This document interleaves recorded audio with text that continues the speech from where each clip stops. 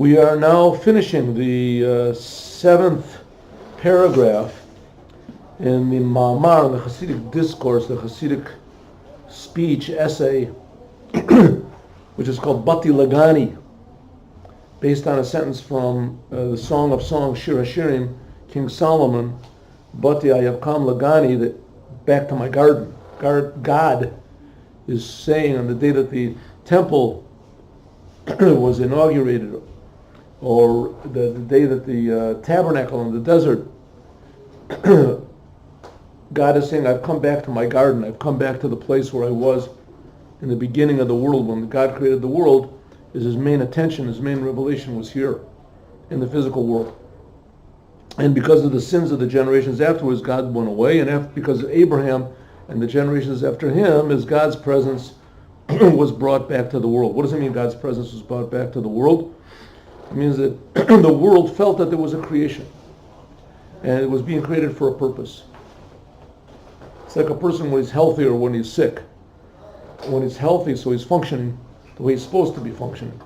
And when he's not healthy, he's not functioning properly, even though he might be alive and his eyes work and his ears work, but he's not functioning properly. So also when God's presence is here, the Creator is revealed in the creation, so everything works the way it's supposed to. Everybody's potential is revealed, the potential for love, the potential for building, the potential for practical positive life. But nevertheless, God put in this world, part of the world is, or maybe we can say the essence of the world is free choice, man. It all depends on man's free choice. And in order to do this, so God gave man the choice, the ability to make wrong choices. Wrong choices. And not only that, when you there's wrong choices feel good.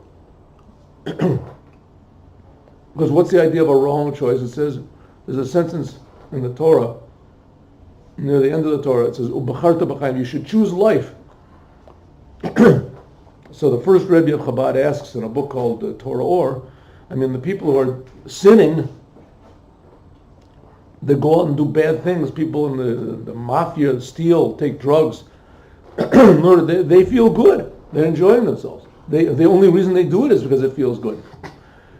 Feeling good is a multi-trillion, quadrillion dollar business. The whole world is run on feeling good.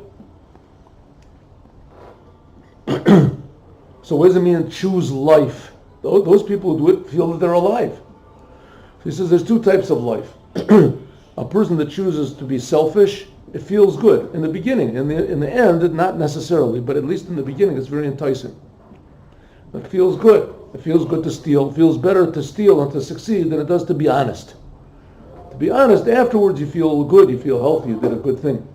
But in the beginning, you feel wonderful, right? You stole a person's car, you stole something, you feel great, you feel big. So that's the choice in the world. Which type of good feeling do you want to have? Either you want to have a good feeling that the world will give you a good feeling, or you want to have a good feeling that meaningful things, values, will give you a good feeling. True values will give you a good feeling.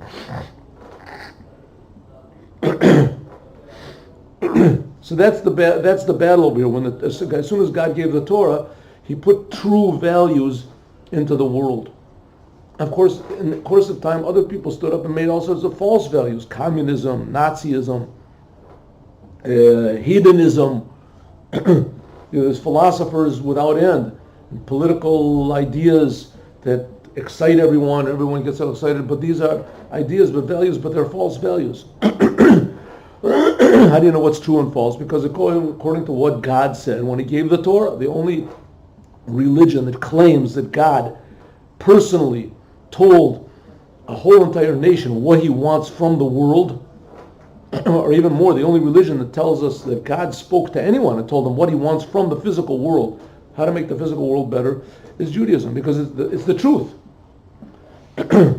So that's what's called good. Good is what's called if you do what the Creator created you for.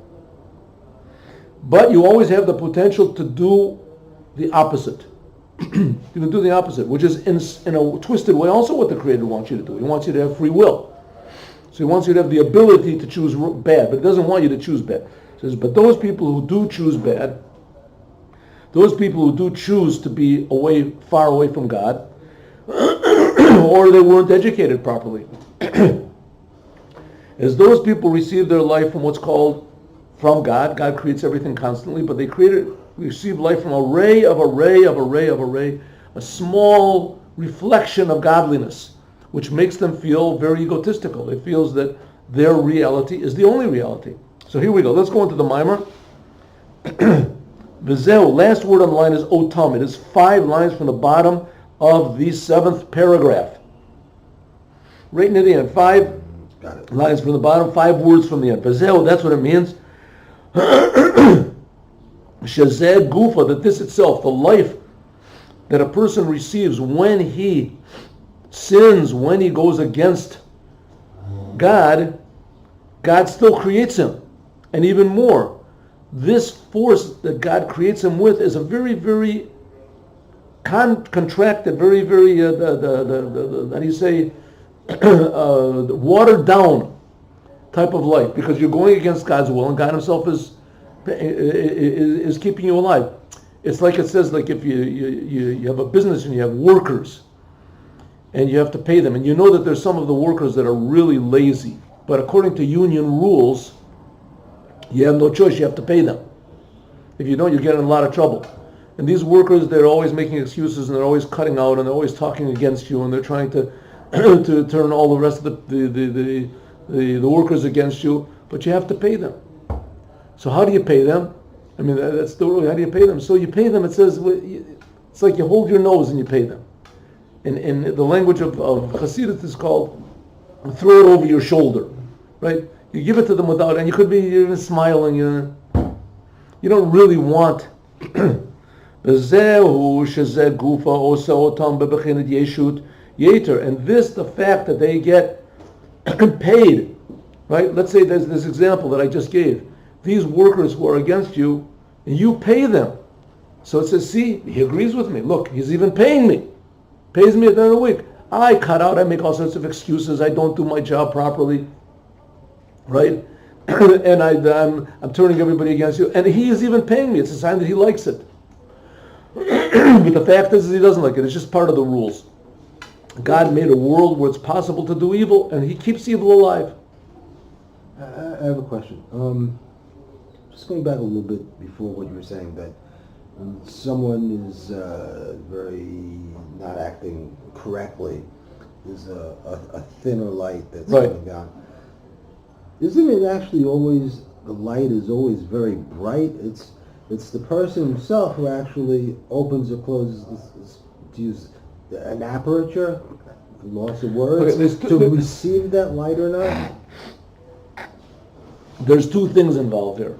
One is you're receiving the ability of the receiver, and then there's the ability of the giver. When a person does a sin, so he makes God displeased. It affects God. And God gives more of a blessing. Now, I know that sounds ridiculous. How can we affect God? I mean, God is infinite. God is creating us. It's like Donald Duck telling Walt Disney what to do. Don't make me like this. Draw me like this. God is creating us every second. But God set up the world that way. It doesn't make any sense. It's true. But God set up the world, and according to Kabbalah, it's called eteruta de latata, eteruta de leila. Because there's an arousal from below, God reacts. Very essential basis of Chassidic and Jewish thinking. God reacts to what we do. That's the idea of our prayers. We affect God. I just heard there's a whole big group of religious Jews, religious Zionist Jews, whatever, and they don't believe this. This is, I don't know where to go. I mean, they must have some sort of a basis. But according to... What do they think? that God does whatever he wants to, and your idea of prayer, I mean, I don't really even want to say it, but because it's so, it's so bizarre. Are these Zionists or religious? No, there's such a thing. And the God does whatever he wants to. You pray just so that you should be able to accept it. Accept what he does. The person, Uncle Joe is sick, you pray so that you'll accept that Uncle Joe is sick. You'll be able to accept it. I don't know. It's That doesn't sound right. it does not sound right. The first time I heard it, I couldn't believe that anybody really thought about it, and I've heard it more and more. Yesterday night, I also heard there's a lot of very strange, So you're learning to pray to accept bad things. Right, God, you Well, learn to maybe- pray in order to adapt yourself to the infinite, how do you say, surrealism Well, maybe of they're God. not- It sounds like one of these Martin Buber books. Let's go. Maybe they're not explaining themselves correctly. Maybe what they're trying to say is that Could be. I everything's have for to the ask good. somebody, but I heard a lot of people, and I heard from somebody yesterday that he left that whole movement because of that whole idea. I couldn't believe it. Okay, anyway. Okay. A very basic, so this, I'm talking about this light. When we do what we do here, God reacts to. God reacts to. The Torah is filled with stories like this, with Moshe, and they'll give him Aaron. He takes the incense and he stops the plague. Okay. Right? Moshe putting the snake on the pole, and everybody prays, and the snakes stop. Moshe's the shortest sentence in the prayer in the Torah is Moshe says to God to heal Miriam. Rafa Allah, right? He says, Hashem, please heal her. And Hashem listened. Hashem listens to our prayers. So there's two things that are involved. One thing is do we make a vessel for godliness? That's called from below to above. That's called elevation, making ourselves into a vessel. The other one is to make a bracha, to draw godliness down into the world. So two things happen. A person can make himself into a vessel for godliness and not be able to accept it. Not be able to, sometimes that's the whole book of Psalms, is that God is giving David blessings, but they come in a way of these terrible tragedies that occurred to David, and David is trying to make himself into a vessel in order to accept these blessings. That's something like what I said in the beginning. He's trying to make himself into a vessel in order to understand and to accept the blessings that are going on. That's number one. But on the other hand, there's also the thing that we pray to God that He should change His mind. And that He should send more of a blessing to us and more, do more miracles for us and do more. Ukomo Paro, like Paro, She'omar Li Yo'ori, Paro said, Paro was the king, as some people say king was the king, Melech HaKippah, he was Melech B'Kippah, he was the king of the whole world. Ruled the whole world. What did Paro say? Thank you, God, I really appreciate it. No. He said, Li Yo'ori, the river belongs to me, V'ani Esitani, and He made myself. Paro said, I created myself. Where did I come from? I created myself. He was so sure of the primordialness, I can't think of the word, of His existence, that He was there before anything. He said, I created myself. He was trained from his birth to believe that.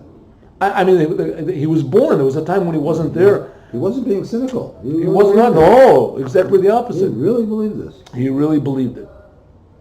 And it says that Paro, he didn't want anybody to know that he went to the bathroom. So he would go into the river. He would go into the bathroom in the river. So he knew himself that he did go to the bathroom. Maybe he had everybody else fooled. But how exactly he figured it out, leave it up to him. But nevertheless, that's what he said. I created in Egypt they worshipped the Nile River. So he said, the river, I made the river. So okay, good, but who made you? I made me. And everybody accepted him. I remember we once had a pupil, a Talmud in the Yeshiva. It was a very, very simple boy. Very, very simple boy. Very simple. And I had to go over the classes with him, and he would ask questions, and he wouldn't remember the answers, and he would just really, very simple. But he was very devoted. With his simplicity, he was very devoted. And he basically didn't really understand almost anything. I would sit with him sometimes for a half an hour and just go over the things, and he just didn't really, And we came to this, and he had in his book, he stayed in the same class every year after year, and the book was filled with so many notes that he couldn't read the book. It was like all, and we came to this. It said, Pharaoh said, the river is mine, and I created myself. And he wrote, and he looked up, I remember, and he said, why, that is the most ridiculous thing I ever heard in my life. The first thing that he really understood. So that is the most ridiculous thing.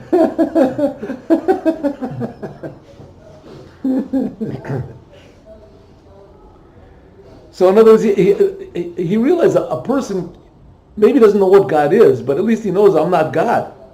Paro not. Paro said, listen, I'm God and I made myself. And people say that. People think that. Basically, people who say that they don't believe in God, basically, they're saying that they're God. Basically. That's what they're saying. There's nothing more real than me. That's I think that's nihilism. They believe the world is a reflection of themselves. Shazeu, this is Hepech Emes. This is the opposite of the truth, mamash. Ha'emes, what is the truth? Shin nit borer bebrachat nit borech, that the river was blessed. The river in Egypt was blessed by Birchas Shel Yaakov. When Yaakov came in 2 years into the famine, so Jacob and his whole family, Yaakov and his family, came down to Egypt, and the river rose up to meet them. And he said the river rose up to meet Yaakov. It was Yaakov, he was the one that made the river come up. And even Yaakov didn't claim that he created the river. Kirit, like it says in Perish Rashi on Vayavorach Yaakov. It says, Paro is Otiot Or. This aspect of Paro, like we've said a lot of times, Chassidut comes to teach us that everything that it says in the Torah is inside of us. The Torah is alive. The Torah is more the news than you read in the newspapers. The Torah is telling us, first of all, newspapers are rarely true. And not only that, even if the newspapers are new, it's not the news of today. At the best, it's the news of yesterday. And the Torah is telling you what's going on inside of you right now, how you can change the world, how you can change yourself, how you can make the news. Paro inside of us, this is the letters of Orif. Orif is the back of the neck. Now from the back of the neck, it's very difficult to tell the personality of a person. About anything, right, about a person, from the back of his neck. Maybe there's people who are trained that they can tell. Hine od kichesh. He turned the back of his neck to God, and he even denied kafui tova, and he was in gratitude. He showed ingratitude. Yaakov came and he made the river go up. What did he say? The river belongs to me. I'm the one that makes it go up. Li yo'eri, the river belongs to me. I created the river. I created myself.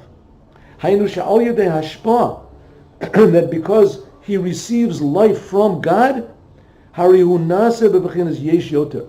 He's made more and more of an egotist. This is the enemy. Where is the enemy found? Inside of us. Each and every one of us. Who's reading these Maimorim? People who are Chassidim. The Rebbe is talking to us. Yimshuk, so the Maimor continues, Kitzer, the Yud, which is in back of the letter Daled, which differentiates it from an Aresh, who call, Achi, this is the level of call, which unites the heavens and the earth. You feel that there's something above you. Yesh li call, that's what Yaakov said, I have call. And Aresh hasn't got this level of call.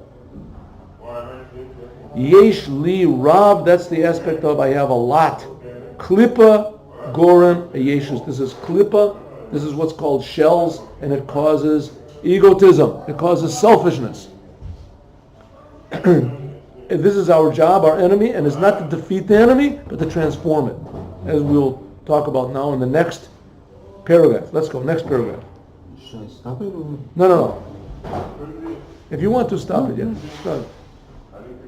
Ches. Hine bekedusha, in holiness, nasemi dalid, hey. So what are we taking? We're taking the letter Resh, which is a source of selfishness, source of egotism gone wrong. The letter Resh, it has no conception, no feeling of anything above it. It hasn't got that little Yud. And we make it into a Daled. And that's not the end. In holiness, you always have to continue on. You have to increase. You're never allowed to be satisfied or stagnated by what you are. Like they asked the Rebbe once if the Rebbe is happy. The Rebbe says, yes, I'm happy, but I'm not satisfied. Should never be satisfied with it. It says a person who is satisfied with his lot, with what he has spiritually, is a very bad thing. Spiritually, you should never be satisfied with yourself. You should appreciate what you have. You should be happy with what you've got, but you should never be satisfied with it. B'sitra achra nase mireish kuf. In holiness, the letter Dalid becomes a Hey. In the bad side, the letter Resh becomes a Kuf. In other words, the third leg. What's the difference between them? Hey, the letter Hey, Hari Yesh Bo Gam Ken Ot Yud. There's the letter Yud, Milfanav, in front of it. In other words, on the left side.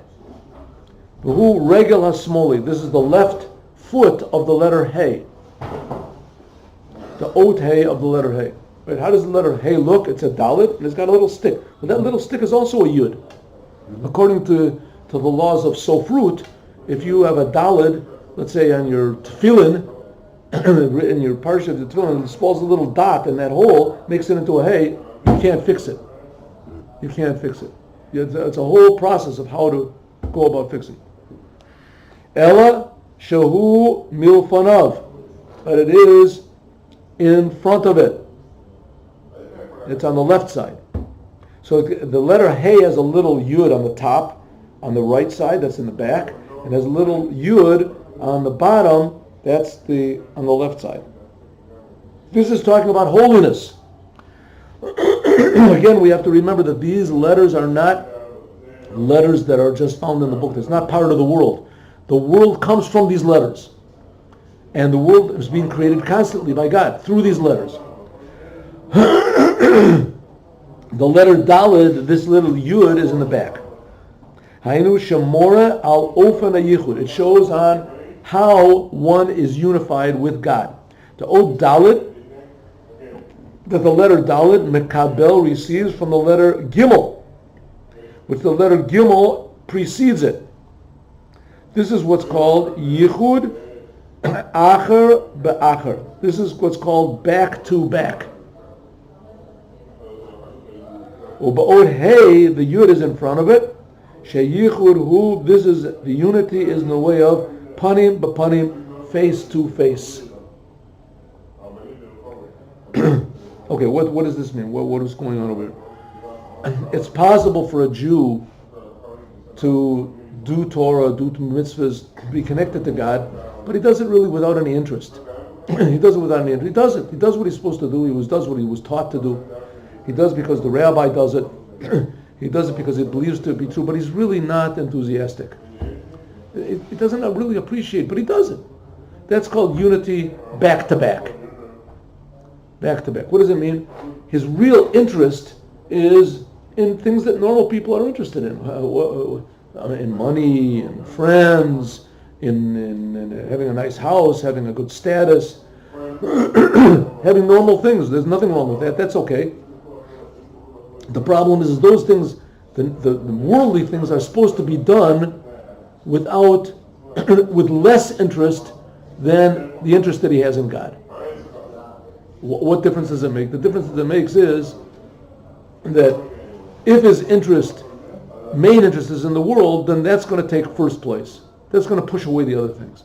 So he has a good business deal, it's going to push away learning Torah, it's going to push away prayer. On the other hand, if prayer and those things are more important, so we want to have good business deals, but the prayer takes first precedence.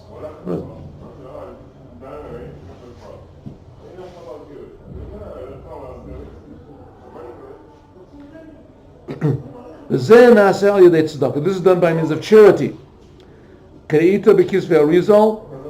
Like the Arizal says, the Arizal is the master of Kabbalah, wrote a book called Eitz Chaim.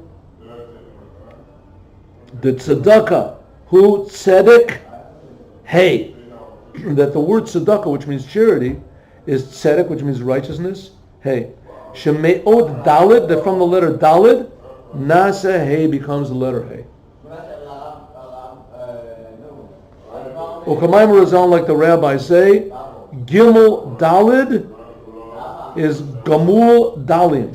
Gimel Dalid means providing for the poor. Shad Dalid, that the Dalid receives from the letter Gimel.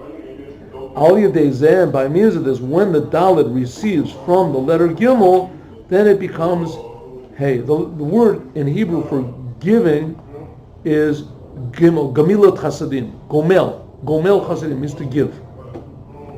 But in the Sitra Achra, Naaseh is made Mireish Kuf.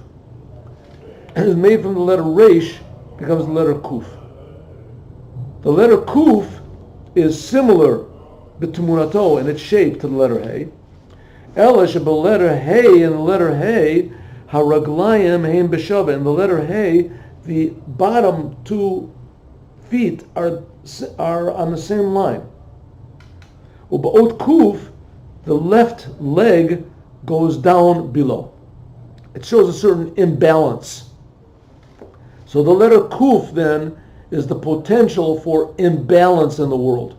Imbalance. What does it mean, imbalance? You'll see. Zeh winyan, that's what it says in Mishlei. It talks about the evil woman in Mishlei. That her lips drip with honey, but ragleha, her feet, yordot mavet, go down to death.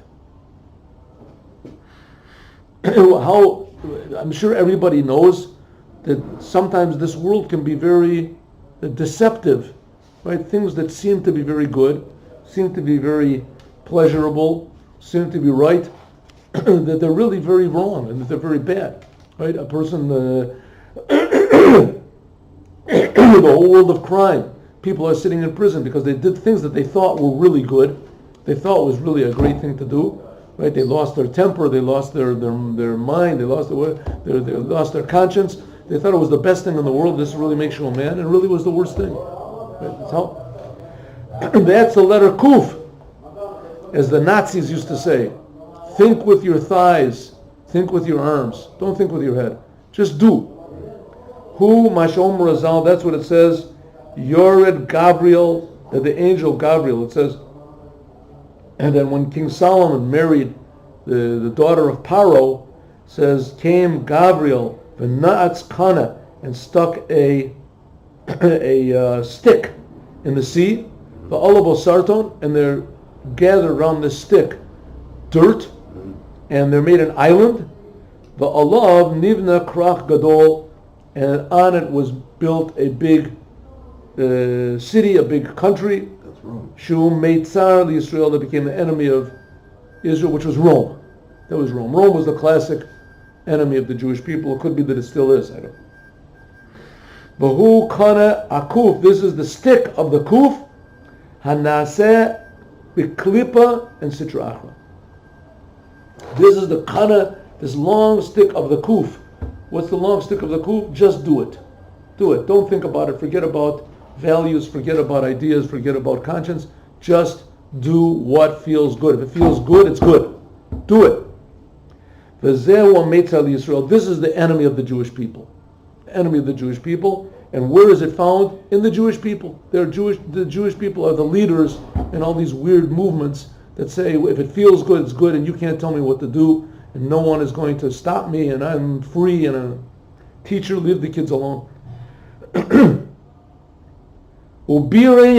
According to Chassidic, it means like this. Now again, I want to remind everyone again that the world is being created constantly by God, and it's being created by God. God is creating it through His letters. One reason He's creating it through His letters is because to show that letters imply meaning. When you put letters together, there's meaning. So everything in the world has meaning to it. But there's also evil in the world, a lot of it, and a lot of deception, a lot of disappointments that are in the world. And these are also being created by God constantly. Why are they being created? Because they're a result of our giving too much energy to bad things. By means of that, it increases them. Right? It's like the drug trafficking in America. Who is really to blame for the drug thing in the world? The people who take the drugs. If nobody took the drugs, there wouldn't be any drug trafficking. Right? True, these people come over the border and they supply it. If there was no suppliers, right, then they figured that what they tried to do in the prohibition. The prohibition, they figured, well, they won't supply liquor, nobody's going to drink. It's not so. People wanted to drink. They found other ways to drink, right? The same thing here. Of course, you have to arrest the people that bring the drugs, but that's not the solution. The solution, it's a punishment. Maybe it's a solution to stop these people from trying to make money from destructive things. But the main problem is the emptiness of the people. People feel empty, and they're looking for anything to satisfy their emptiness, right? So it could be maybe a small portion will stop taking drugs, but who knows what the outcome is. So therefore he says, this potential for evil is created by letters. The letters are the potential of evil. If you give too much energy to the letter, to the resh, which means not being connected to God, that's what we explained in the previous, not being connected to any power that's above you, then eventually it becomes kuf, which means a long stick, which goes down into death, it says. The gimel kavim, these three sticks of the letter hey, heim gimel levushi and nefesh, they correspond to the three means of expression of the soul, the three garments of the soul. Machshava, thought, dibur, speech, maisa, and action. How does a person express his soul, that a person is still alive? By thinking, by speaking, by acting. Thinking, you only express it to yourself. You only express it to yourself. Right? The doctors say, is grandpa still alive? Let's see, we test, we can't know. Oh, he's still alive. His brain alive. His brain is not brain dead. There's still some sort of thoughts going on there. Thoughts are an expression, a garment of the soul. The same thing, speech. Oh, a person speaks. Yes, water. Oh, it's a very amazing thing. Action is even more. But these are garments of the soul. They're not the soul themselves, garments of the soul. But nevertheless, this is how the soul expresses itself. And this is especially when a person steals, he can't say my hand stole. The action, the deed of stealing is his soul is stealing. It just made as right. A person lies, he cheats. He can't say I didn't lie and cheat. It's my tongue lied and cheated. It wasn't. Of course, it's the person, but this is a garment of the person. Loki, and therefore, kana smoli, this left leg of the letter hey and the left leg of the letter kuf, nivzak, miashnei kavin, is separate from the other two lines. The letter hey, there's two lines that are connected, looks like a dalet, and then there's a third. The same thing, the letter kuf. There's one long line that's bent, it's connected. That's the letter resh, and then there's the third line is separated from it. There's a space. If there is no space there, then the letter is not kosher. If there's no space there with a kuf, you have problems. If there's no space with a hey, then it comes out to be a chet. It's a different letter. Lahorot, this indicates shamaise hu nivsak midibor umakshava. The reason that this third leg is separated to show that deed is a separate power totally from speech and thought. Don't we know too well how many times we have made resolutions to do things, and you think about it, I will do it, and I will stop smoking, and you talk, I will stop smoking, you say it, I will stop stopping smoking, and then after the cigarette, one more, right? One more. Because deed is a separate world, right? And the same thing with that's stopping a bad thing, also for doing a positive thing, right? I'm going to do exercise, I'm going to work out, right? I'm going to start learning Torah, I'm going to go to classes, I'm going to take this, and you don't do it, the person doesn't do it. Because action is a separate world from thought and speech. The Hagam, that even though the Machshava, the thought, Lavush is a garment, a miyuchad, that's united with the soul. You can't stop thinking. The dibur, lavush, nifrad, and speech is a separate. You can't stop speaking. Right? You can't stop thinking. You can think of something big. You can think of, or something. You can think, but you're still thinking of something. But speech, you can be silent. A person cannot speak. Lochi, and therefore, so if so, what is he saying that action is separate? Speech is also separate, isn't it? It says, Lochi, and therefore, machshava hurak la'atzmo. Thoughts are only to yourself. The dibur and speech, hu el azulat, is to others. Hine b'chol zen, nevertheless, hari dibur, speech, hu be'erech el machshava. Speech is comparable to thought. And the speech and thought are discernible letters. It's letters, right? And a person can speak to himself, right? Speech is just revealing your thoughts. It's revealing your thoughts. So even though it's a little bit separate, but still usually you can't say a thing that you didn't think about. Usually you can't say a thing that you didn't think about. Rarely is it a person that just, says absolutely nothing. Right? If so, that's not really called speaking. That's already called acting. That's already called action. Speech means that there's some sort of a meaning to it. You can't really speak unless, which is not the case. Masha Ein Kein Maisa, which is not the case. Action, who nifrad, it's separate. Action, all of a sudden a person could do a thing that he didn't.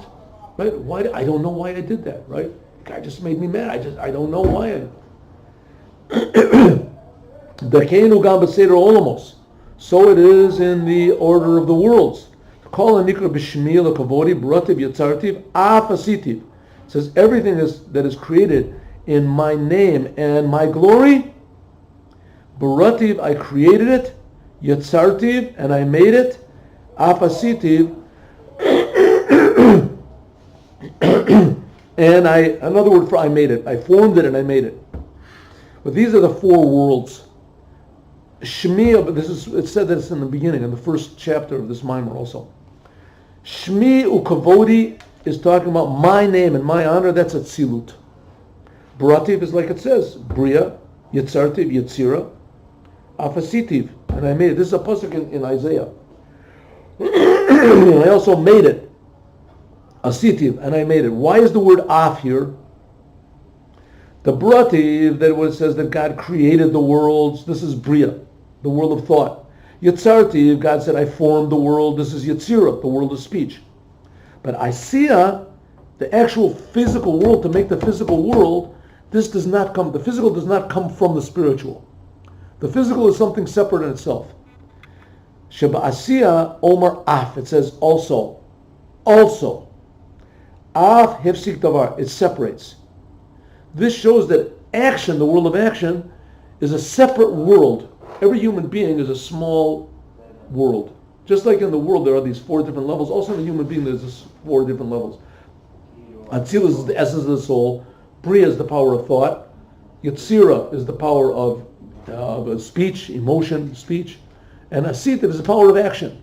Asitiv is the power of action. The power of action is a separate force from the other forces. It's separated. A person can talk, can think, but he doesn't do. Or the way around, the person can talk and think and he doesn't stop doing. Action is a world totally in itself. That's what's represented by the letter Hey and the letter Kuf. The regular smoli, the left foot of the letter Hey, Mora, it indicates on Maisa, deed. The letter Hey is in Kedusha. The letter Hey represents the potential to be holy. From the letter Hey comes balance.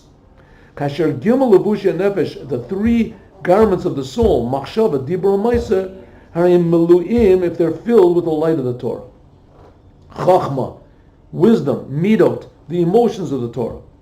And what does it mean? A person thinks through what he does. The action is equal to his thought, and it's thought out what he does. Is the thing what I'm doing, is it right? Is it what God wants? Will it really be beneficial in the end?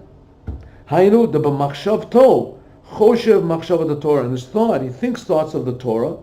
Diburo, he speaks words of the Torah. And also a person that's very simple, he doesn't know what he's saying. Hainu she'enu bala saga, he's not got a good mind to understand. Because mehader ledaber divrei Torah, he tries to say words of the Torah and sentences of the Torah. Because you have to remember, what is the sentence of the Torah? Sentences of the Torah are really God's words. They're really God's thoughts. And it's possible for us to put God's thoughts in our mind and God's words in our speech. When a person does that, then his actions become commensurate with his thoughts, and his deeds, they become proper. Which is not the case of the letter Kuf. In the letter Kuf, we'll see that a person can think, but his deeds completely take him over. Completely take him over. The person goes completely outside of his thoughts and his thoughts and his speech, and the deeds take him over, as we're going to talk about next time. Why are we talking about this though? Why are we even mentioning this? The Rebbe is trying to remind us that each one of us is a holy temple. A holy temple is a place where the Creator is revealed in the creation. And not only that, it's a place where you can please the Creator. You can make even more revelation of the Creator in the creation. You don't believe it? You don't think it's true? Says the Rebbe, it's totally natural that you shouldn't believe it. Because the world is covering us over. Our thoughts, our speech, our actions are covering over the fact of who we really are and how much good we can really do. and how much potentially blessing and meaning we can bring to the world. So that's what the Rebbe wants to do, to make it, first of all, clear to us that it could be that we're fooling ourselves. It could be that who we think that we really are is really wrong. It could be that we're just seeing the surface of who we really are and thinking that's the whole picture and reacting to the world improperly. When improperly, it's like a normal person, and he's really the son of the king, right? He's going and he's asking, please, could you move your car? Please, could you stop beating that old man up? Please, could... But really, he could say, hey, I'm the king, you have to do what's right. Everyone has to do the proper thing. The king loves everybody. That's what we're supposed to be. We're supposed to be the emissaries of the creator of the universe, and the creator of the universe is good. But we don't feel it because of the letter Resh and the letter Kuf, which is the source of selfishness, confusion. So we have to change the situation that Jews won't be confused, and that the world will be a place that's orderly and meaningful and blessed, and where God's presence was revealed like it was when He created it, as we're going to talk about, God willing, tomorrow. Yeah, I was thinking when you were talking about how the world of action is separate from the world of thought, the world of speaking, and it came to my mind, that the soul that resides in the brain, it's in the head, and next to the head is the ears, the eyes, the nose, the mouth, but the hands, which represent action, are sort of separate over here. Okay, good. Yeah. Okay, good. True. I'm trying to figure out